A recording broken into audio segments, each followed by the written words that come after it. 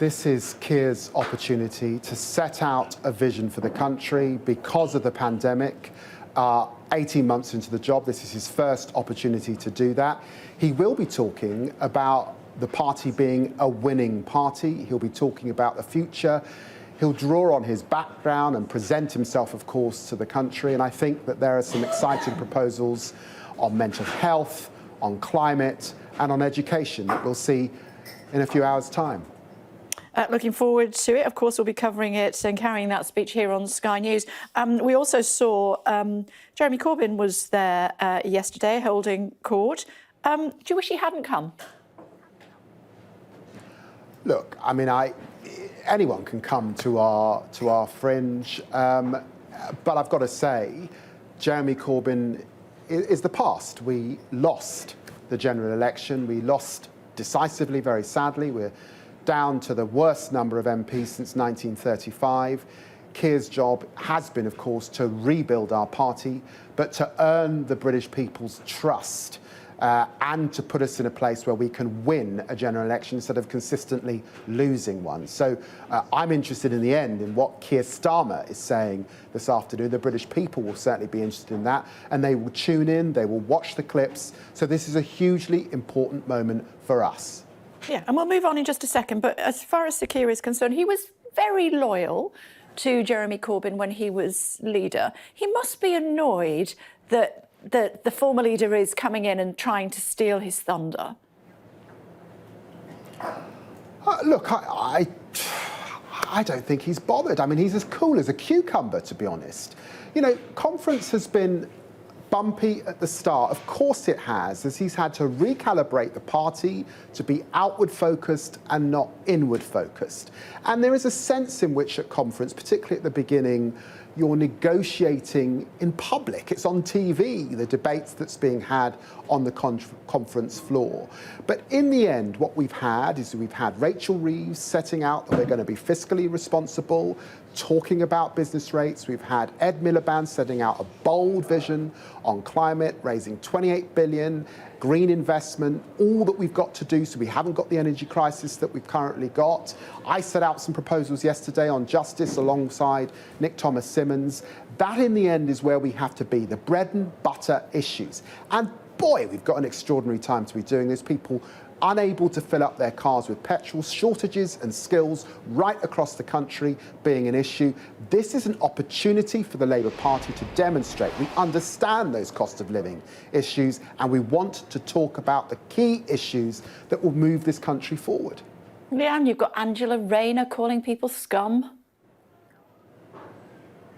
Well, that's a sideshow. I mean, often journalists focus on the individuals and the characters. In the end, I mean, that will be forgotten. The reason I mentioned it, Mr. Lammy, is because you were listing some of the characters who are front and centre, none more so than Ms. Rayner, and then she calls people scum. I mean, can you defend that?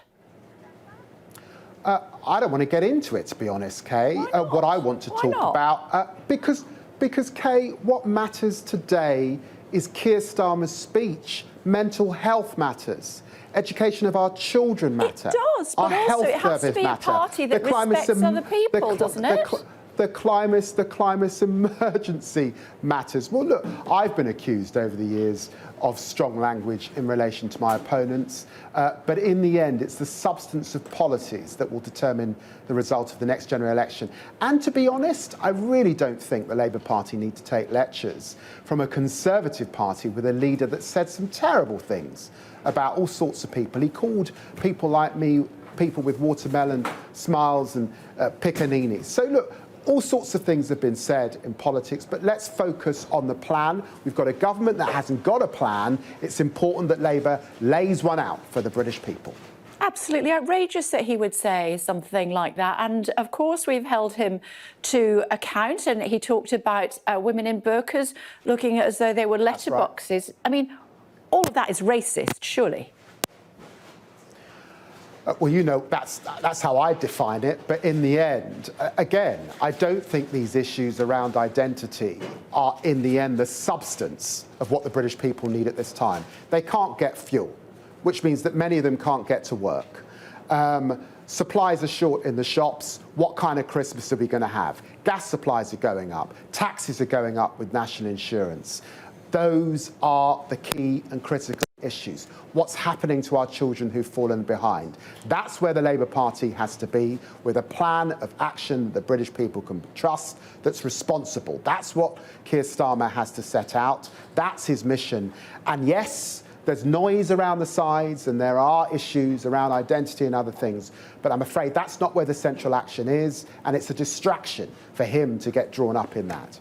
But it's a distraction of your own making as a party, Mr. Lammy. I mean, you are an incredibly popular MP. You are the most popular MP sitting in the chamber. You've got a bigger majority, I think, than any other MP. Certainly you had at the last election.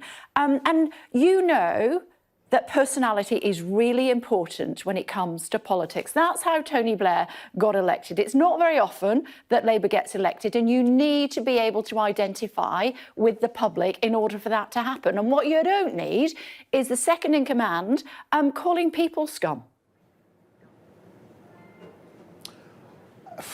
I mean, look, in all my years in politics, I remember John Prescott would sometimes say fruity things. I remember Norman Tebbit would sometimes say challenging things that I certainly disagreed with. That has come and gone in politics, and it's a talking point for a day or two.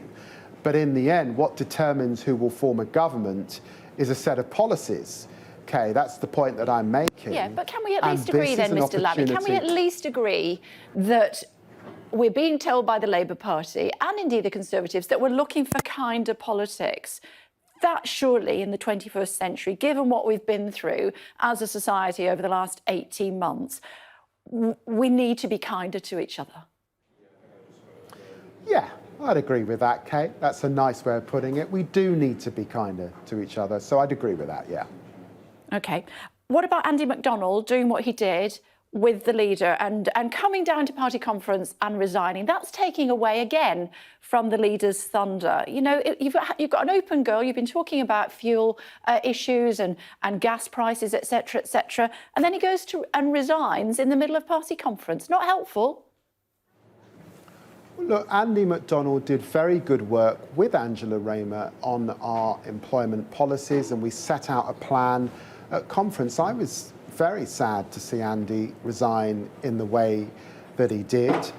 It's important that we're clear about a minimum wage, and we've said that it's a minimum of £10, but we have to be fiscally responsible. And I think there'll be lots of small businesses out there that are saying we've been struggling for the last year, and a jump from £8.91 an hour to £15 is not something that we can withstand.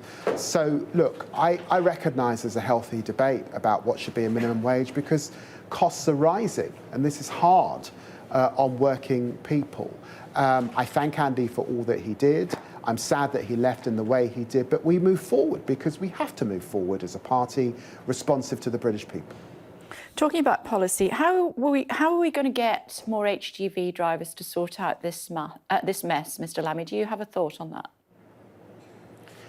Well, look, in the end, in the short term, we are going to need more visas to get those drivers through, but we've got to be clear that the decisions were made in relation to the Brexit deal that does make it unattractive to come to Britain because it's subject to tariffs now. And often drivers are going back. They're not going back with goods because we're no longer part of a customs union. Alongside that, there have been long-standing skills gaps in the haulage industry that haven't been fixed. And those are issues that Boris Johnson will have to address in the coming days. He's been hiding. What's he been doing? He's now saying that we're not going to have Christmas. He said that last year as well. So in the end, we've got to hold Boris Johnson to account for the decisions that he and others have made and the promises they've made that have led us to this mess. And it's not just shortages of lorry drivers. We've got shortages of fruit pickers and across agriculture. We've got shortages in building supplies and finding builders to do the work, hence costs are going up. Right across the country, shortages in catering and in our restaurants because we haven't got the skills, people have left. So right across the country, there are skills gaps, and I suspect this will get bigger as a consequence of decisions that Boris Johnson made and the deal that he struck. I think he said that we will have Christmas as opposed to not having Christmas. But he did say that this time last year as well. So let's wait and see what happens as far as that's concerned. Meantime, let me ask you, as far as policy, maybe you can just tell me about mental health. I know it's in the leader's speech, so you can't give me too much. But you're going to be guaranteeing access to mental health for people who need it. How much will it cost and how will we pay for it? We're going to raise 1.7 billion by business rate and VAT levy on private schools, and we've also set out that we'll raise some further funds in relation to VAT. That's how we're going to pay for it. OK. Finally, before I let you go, obviously you're looking forward to the leader's speech today. What's it like being back by the seaside, having had an enforced time of not being able to get together as a party? Well, look, it's been phenomenal to actually meet people again, to see people. There's a sense in which we're getting back to normal. It's been a lot of fun, actually, to be here in Brighton. I'm sure that Conservative colleagues will say the same at their conference in Manchester next week. No, I think it's good to see us getting back to normal as a country. In a sense, conference seasons represents that. And this whole current cycle, Kay, and you've been in politics a long time and presenting a long time and being a journalist for a long time, we're getting back to politics as normal after periods in which one subject, Brexit, and then the pandemic dominated. And so this has been a breath of fresh air. So something's just come to me, Mr. Lammy. I know I've got to let you go. You've got a million other things to do. And I was thinking about Party Conference Brighton. I mean, Labour's natural home would be more sort of Blackpool, I suppose. And there's a bit of an issue with the Blackpool illuminations. Some people are very cross about some of the Blackpool illuminations that have been up for decades and decades and decades. And now they're feeling that they are in some way racist. I don't know if you've been reading about the issue in the paper, some Native Americans saying that the Red Indian illuminations are racist. Have you got a view on that? I haven't got a view on that, I'm afraid, because I haven't seen the illuminations. You've never seen the illuminations? Well, I can't remember them. Wow. It's not unusual, is it, Kay, for us sometimes to revisit things that we've done years ago that don't fit with the current times. I mean, that comes up time and time again. It doesn't just come up for minority communities, it comes up for women as well. So I don't know the specific issues. Blackpool's a great city with great people. It's a great place to visit. That I do know. And I hope that conference is able to go back there at some time in the future.